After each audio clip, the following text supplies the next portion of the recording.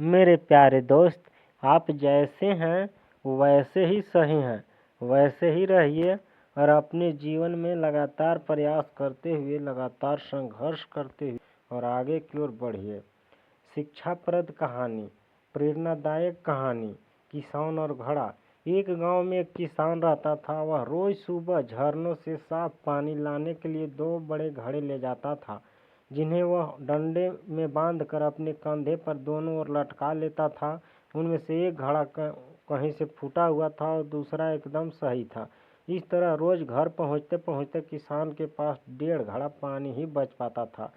सही घड़े को इस बात का घमंड था कि वो पूरा का पूरा पानी घर पहुंचाता है और उसके अंदर कोई कमी नहीं है।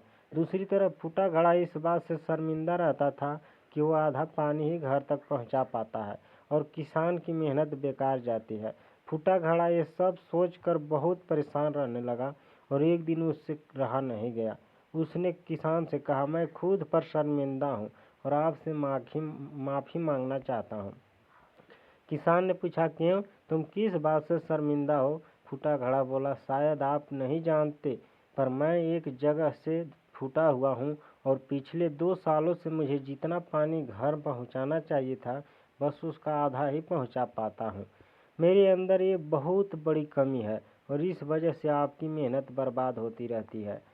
किसान को घड़े की बात सुनकर थोड़ा दुख हुआ और वह बोला, कोई बात नहीं है, मैं चाहता हूँ कि आज लौटते वक्त तुम रास्ते में पड़ने वाले सुंदर फूलों को देखो। घड़े ने वैसा ही किया।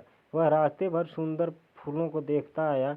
ऐसा करने से उसकी उदासी कुछ दूर हुई, पर घर पहुँचते पहुँचते फिर उसके अंदर से आधा पानी गिर चुका था। वह मायूस होकर किसान से माफ़ी मांगने लगा।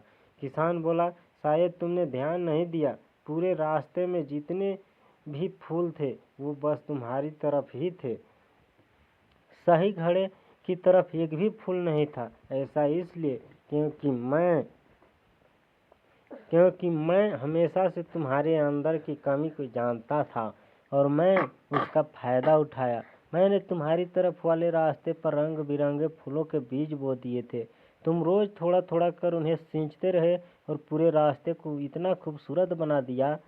आज तुम्हारी वजह से ही मैं इन फूलों को भगवान को अर्पित कर पाता हूँ और अपने घर को सुंदर बना पाता हूँ।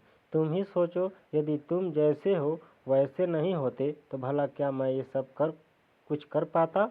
हम सभी के अंदर कोई न कोई कमी है, पर यही कमियां हमें अनोखा बनाती है। यानी आप जैसे हैं वैसे ही रहिए। उस किसान की तरह हमें भी हर किसी को वैसा ही स्वीकारना चाहिए जैसा वह है। उसकी अच्छाई पर ध्यान करना चाहिए। जब हम ऐसा करेंगे तब फूटा घड़ा भी अच्छे घड़े से कीमती हो जाएगा। इस बात का ध्यान रखिए और अपने जीवन में लगातार प्रयास करते हुए, लगातार संघर्ष करते हुए और आगे की ओर बढ़ते रहिए।